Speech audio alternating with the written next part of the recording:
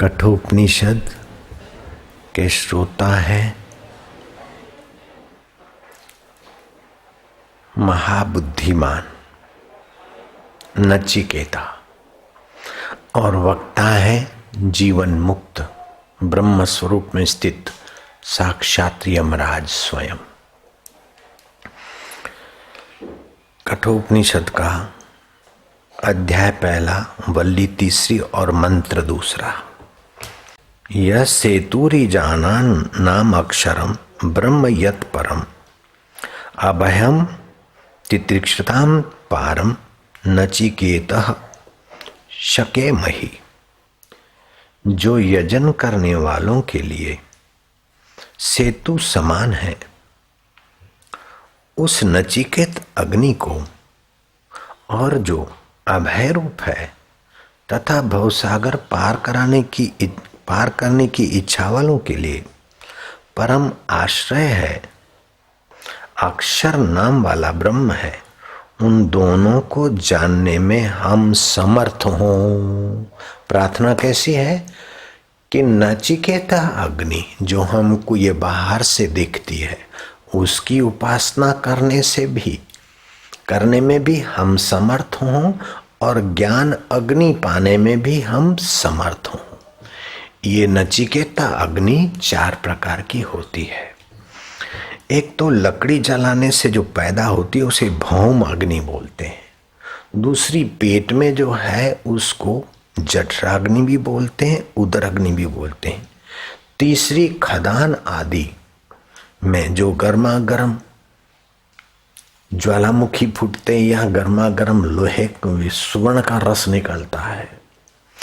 और चौथी, उसे तो विद्युत अग्नि कहते हैं। चौथी है ये जो चमकती है, ये विद्युत अग्नि और खदानों में आदि। और चौथी है दिव्य अग्नि, जैसे हम दिया जलाते हैं और हमारे नजर के सामने सीधे कोने में रखते हैं, सिद्ध में, न आंखें ऊपर करनी पड़े न नीचे। और उस दिए को देखते देखते हम यहाँ ज्योति का ध्यान अथवा तो ओमकार का ध्यान, गुरु का ध्यान या तो गुरु मूर्ति का ध्यान या भगवत मूर्ति का ध्यान करते हैं, तो ये दिव्य अग्नि है।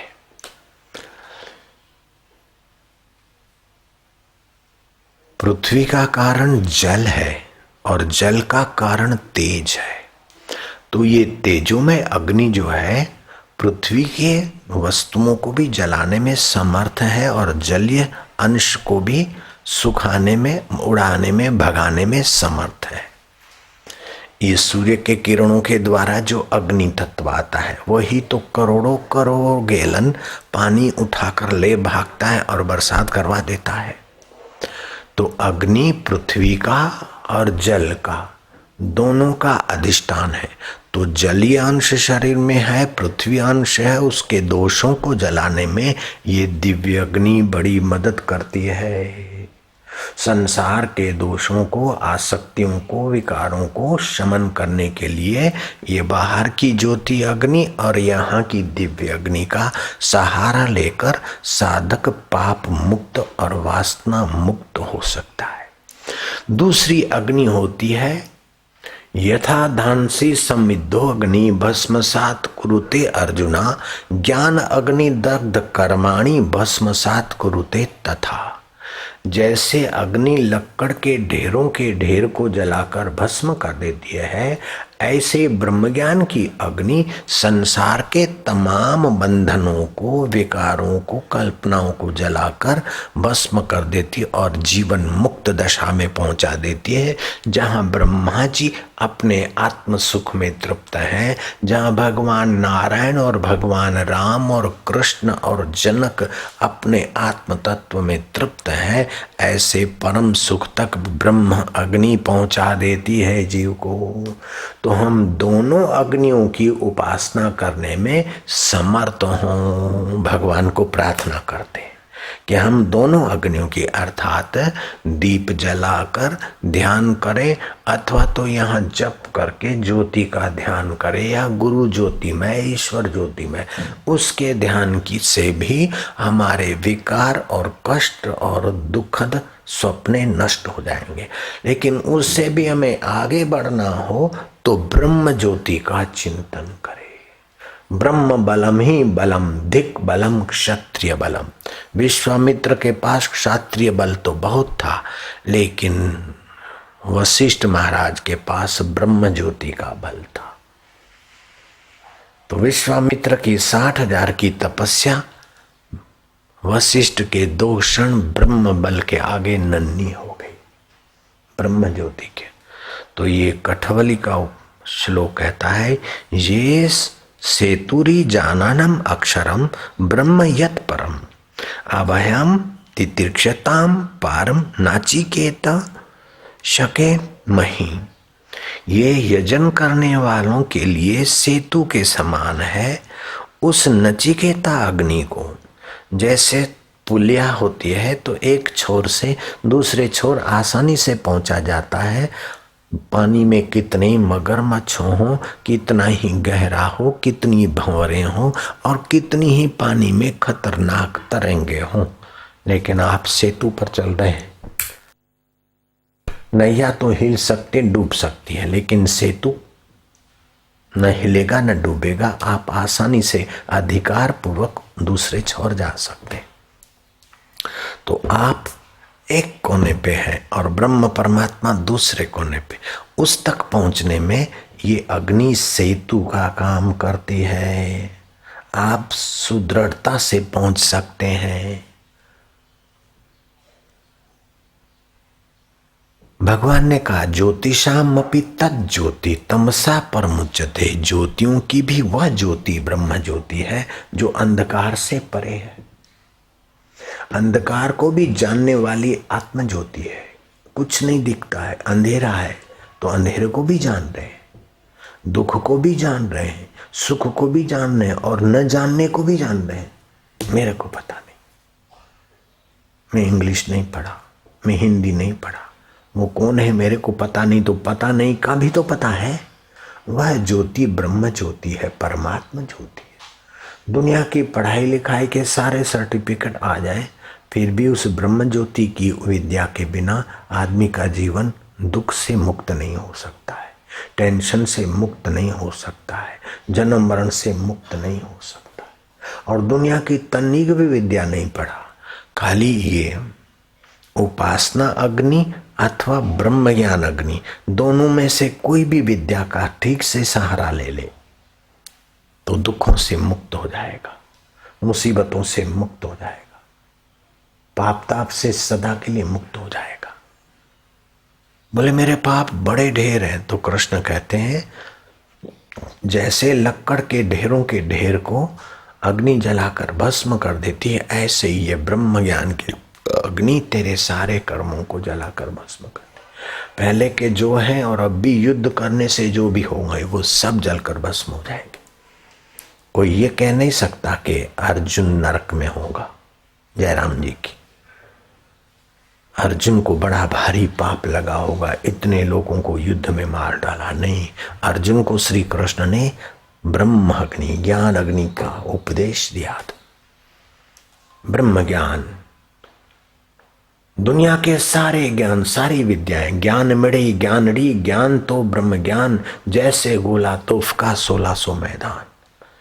ये जीव तब तक दुखी रहेंगे, तब तक बेचारे कष्टों से जूझते जूझते थकते जाएंगे, जन्मते जाएंगे, मरते जाएंगे, जब तक उनके जीवन में ब्रह्म ज्ञान का गोला नहीं आया दुखों को मिटाने के लिए। तावत गर्जन्ते शास्त्राणि जम्बुका विपने यथा न गर्जन्ते महाशक्ति वेदांते वनकेशरी। ये कर्म करो, ये धंधा करो, ये पढ़ाई करो, ये मिल जाएगा, यहाँ मैरिज करो छोरी सुखी हो जाएगी, वहाँ मैरिज करो छोकरा सुखी हो जाएगा। माँ बाप कितना सिर शिखा तक जोर मार मार के छोरी की विवाह शादी अच्छी कराते, फिर भी छोरियां दुखी है। छोरों की शादी विवाह में माँ बाप कोई कर कसर नहीं रखते, फिर भी छोरे दुखी हैं। और छोरों को, छोरों को शादी, दुल्हा दुल्हन को जब बच्चे पैदा होते हैं तो वे भी तो उन बच्चों को निर्दुख बनाने में लगे रहते हैं, बच्चों को निर्दुख बनाने में लगे रहते हैं। फिर भी उनके बच्चे बेचारे दुखों से जूझते जूझते, परेशानियों से जूझते जूझते अंत में काल की गोद में सो जाते हैं। ऐसा कौन है जो पूरे निर्दुख पद को पाया? वही है नचिकेता, अग्नि की उपासना करने वाला, ब्रह्म अग्नि की उपासना करने वाला राजा जनक और अष्टावक्र जैसे महापुरुष और राजा अश्वपति जैसे, कबीर और नानक जैसे, सुलभा और स्वयं प्रभा जैसी कन्याएं निर्दुख पद को पाई। शादी करने से दुख मिट जाता तो शादीशुदे निर्दुख होने चाहिए, बच्चा पैदा करने से दुख मिट जाता तो बच्चे वाले निर्दुख होने चाहिए। अच्छा, ऐसे ही हिजड़ा रहने से ही दुख मिट जाता तो वे निर्दुख होते। मर्दानगी वाला उसका दुख मिटता तो पहलवान निर्दुख होते। न पहलवान निर्दुख है, न हिजड़ा जगत निर्दुख है, न नेता निर्दुख है, न जनता निर्दुख है, न डॉक्टर निर्दुख है, न वकील निर्दुख है, न धनवान निर्दुख है, न निर्धन निर्दुख है, न माई निर्दुख है, न भाई निर्दुख है। निर्दुख वही है जिन्हें ब्रह्म ज्योति का प्रकाश गुरु के द्वारा मिला और पचाकर मुक्त हो।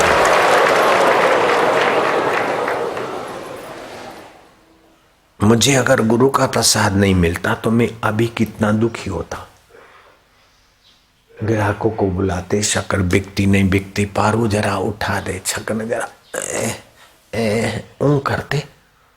65 साल की उम्र हो गई, हमारा भाई तो इस उम्र में खप गया, मर गया, और हम अभी से जवान हो रहे। और चलो शरीर का तो अवस्था है, कभी तो बुढ़ापा और जोर मारेगा, कोई बात नहीं। फिर भी बुढ़ा जो होता है वो मैं नहीं हूँ, बीमार जो होता है वो मैं नहीं हूँ, और जो मरेगा वो मैं नहीं हूँ। मैं अमर आत्मा ज्योति स्वरूप हूँ। ओम ओम ओम ज्योति शाम अपि तत् ज्योति। तो नचिकेता यमराज के पास गया और यमराज ने 3 वरदान मांगने को कहा। तो बोले, एक तो ये दिव्य अग्नि, पंचाग्नि, ये क्या है इसका उपदेश दो। दूसरी बात, मेरा पिता मुझ पर प्रसन्न रहे। और तीसरी बात, मुझे वो ब्रह्म अग्नि का उपदेश दो, ब्रह्म विद्या का। बोले, ये 2 वरदान तो मैं दे देता हूं, तीसरा ब्रह्म ज्ञान का उपदेश मत सुन। उसके बदले में तू पृथ्वी का पूरे प्रांत का राज्य मांग ले। बोले, पूरे प्रांत का राज्य हुआ तो दूसरे प्रांत वाले कभी भी चढ़ाई करेंगे। बोले, सारे देश का राज्य मांग ले, कोई चढ़ाई ना करे, वरदान मांग ले। बोले, कोई चढ़ाई नहीं करेगा, ये वरदान के अनुसार हो जाएगा, लेकिन पत्नी के स्वभाव में खटपट होगी तो भी दुख। बोले, पत्नी भी सुंदर विचार की मिलेगी, भक्तानी मिलेगी, बस 2 शरीर 1 आत्मा। बोले, लेकिन बेटे नहीं हुए तो भी दुख होगा। बोले, बेटे भी होंगे। बोले, बेटे हुए और वो कहना नहीं माने अथवा पास नहीं हो तभी भी दुख होगा। बोले, बेटे कहना भी मानेंगे, पास भी होते रहेंगे, फिर क्या है। बोले, अगर लोफरों की दोस्ती वाले हो जाएं तो दुख होगा। बोले, वो भी नहीं होंगे। बोले, बेटियों को जमाई अच्छे नहीं मिले तो भी दुख होगा। बोले, वो जमाई भी अच्छे मिलेंगे। बोले, अच्छा, तो फिर मेरे को बीमारी आ जाएगी, क्योंकि शरीर है, कभी ये हो जाएगा तो कभी ऐ हो जाएगा तो कभी जे हो जाएगा, तभी भी तो दुख है। निर्दुख तो नहीं हुआ मैं, आप तो मुझे निर्दुख विद्या दीजिए। बोले, अच्छा, तुमको बीमारी भी नहीं होगी, बहुएं भी अच्छी आएगी, बेटे भी ससुराल वाले भी अच्छे मिलेंगे, और तुम्हारे पर कोई हावी भी नहीं होगा। बोले, मंत्री धोखा करे तो? बोले, मंत्री भी धोखा नहीं करेंगे। तो बोले, महाराज, इतनी सब सुख सुविधाओं के बीच अगर मौत तो आएगी। जब थोड़ा सा ही सुखी जीवन मरते समय पीड़ा करता है तो इतना लंबा सुखी जीवन मौत समय तो दुख देगा। तो यमराज ने कहा, देखो, ये ब्रह्म विद्या आत्म ज्योति की बात मत पूछो, ये तो देवताओं के लिए भी दुर्लभ है। बोले, महाराज, तो मेरे जैसा सुनने वाला भी दुर्लभ है। इतने सारे प्रलोभन को ठोकर मारकर आपसे वही मांग रहा हूं।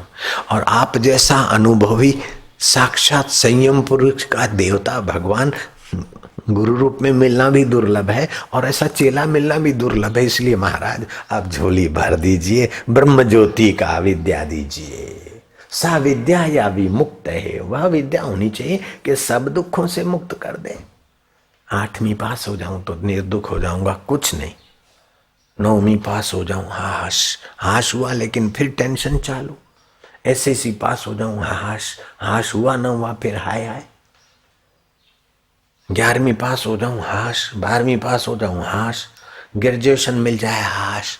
फिर शादी हो जाए तो हाश, बेटा हो जाए तो हाश, बहू आ जाए तो हाश। आखिर में कहता कि संसार में सुख नहीं है, मर जाऊं तो हाश। अरे मरने में भी सुख नहीं है बेटा। मरो मरो सबको कहे, मरना न जाने कोई, एक बार ऐसा मरो जीते जी अपने मैं को उस ब्रह्म ज्योति में स्वाहा कर दो। बस एक साधे सब सधे, सब साधे सब जाए।